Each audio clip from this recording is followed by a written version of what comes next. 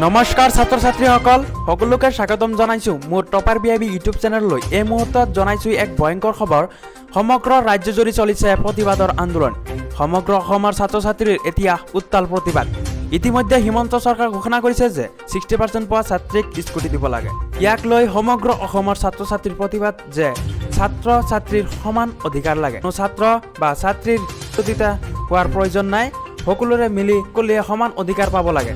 এই প্ৰতিবাদ কৰিব ধৰিছে ল'ৰাকো 60%তে স্কুটি দিব লাগে। সকলো ল'ৰাই জাষ্টিছ পাব লাগে। যদি তুমি ল'ৰা হয় তেনেহ'লে অৱশ্যই কমেণ্ট কৰি দিবা, আৰু যদি ছোৱালী হোৱা এটা কমেণ্ট কৰি দিবা যাতে সকলো যাকে জাষ্টিছ লাগে। 60% পোৱা ল'ৰাকো স্কুটি দিব লাগে, সকলোকে জাষ্টিছ লাগে। কিয়নো ৰিজাল্টৰ আগত কৈছিল 60% পোৱা ছাত্ৰ ছাত্ৰীক সকলোকে স্কুটি দিব, but now it's fully changes.